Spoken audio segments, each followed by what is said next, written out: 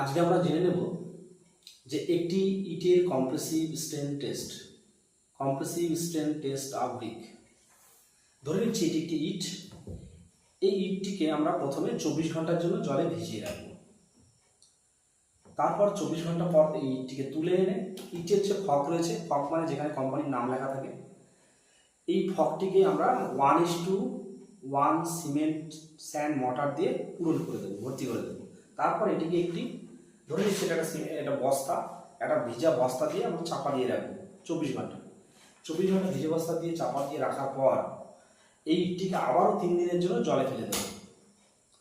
3 দিন পর ইটটিকে তুলে এনে আমরা কি করব, এটাকে কম্প্রেসারের উপরে রাখবো। ইটটিকে মুছে শুকিয়ে কম্প্রেসারের উপরে রাখবো। কম্প্রেসারের উপরে এমনভাবে রাখবো যেন ইটের ফকটা উপরের দিকে থাকে।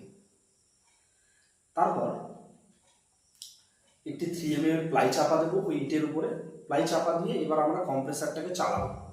কম্প্রেসারটাকে এমনভাবে চালাবো যাতে চাপ প্রতি মিনিটে 140 কেজি পার সেন্টিমিটার স্কোয়ার হারে হয়।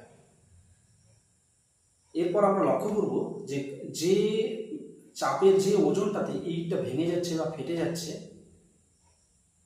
সেই চাপের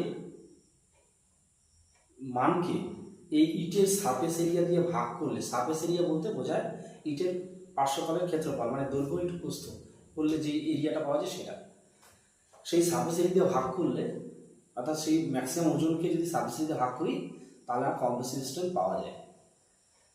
এই কম্প্রেসিভ স্ট্রেন্থ আমি একটা উদাহরণস্বরূপ বলি। ধরে নেওয়া যাক এটি একটি ইট।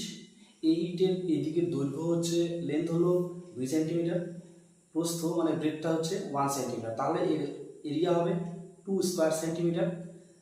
আর ধরে নেওয়া যাক এই ইটটি ভেঙেছে 200 কেজিতে ভেঙেছে, মানে এই ইটটি যখন ফেটে গেছে বা ভেঙে গেছে তখন আমাদের মেশিন রিডিং দিয়েছে কত, 200 কেজি ধরে নিচ্ছি আমরা। তাহলে 200 ডিভাইডেড বাই, মানে ম্যাক্সিমাম ওজন হচ্ছে 200 ডিভাইডেড বাই এর সারফেস এরিয়া আমি বললাম 2 × 1 মানে 2 স্কোয়ার সেন্টিমিটার।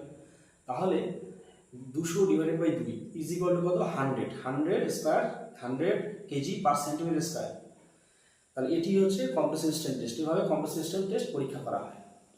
তো ফার্স্ট ক্লাস ব্রিকের ক্ষেত্রে দেখা যায় যে কম্প্রেসিভ স্ট্রেন্থের যে ভ্যালু সেটি যেন কখনোই 100 কেজি পার সেন্টিমিটার স্কোয়ারের নিচে না হয়। অর্থাৎ minimum compressive strength of first class brick সেটি হতে হবে 100 থেকে 100 কেজি পার সেন্টিমিটার স্কোয়ার, মানে 100 কেজির উপরে হোক তাতে কোনো ক্ষতি নেই আমার ফার্স্ট ক্লাস ব্রিকের ক্ষেত্রে, কিন্তু মিনিমাম যেন ফার্স্ট ক্লাস ব্রিকের ক্ষেত্রে 100 কেজি পার সেন্টিমিটার স্কোয়ার হারে হয়, 100 কেজি পার সেন্টিমিটার স্কোয়ার হয়। সেকেন্ড ক্লাস ব্রিকের ক্ষেত্রে মিনিমাম কম্প্রেসিভ স্ট্রেন্থ কত হতে হবে, 75 KG per centimetre square. Third class ব্রিকের ক্ষেত্রে কত হতে হবে, 35 কেজি পার সেন্টিমিটার স্কোয়ার। এর থেকে বেশি হতে পারে, এর থেকে বেশি হতে, কিন্তু মিনিমাম এতটাই হতে হবে। ঠিক আছে, তাহলে নেক্সট আমরা বাকি যে টেস্টগুলো রয়েছে সেগুলো আমরা পরপর আলোচনা করে নেব।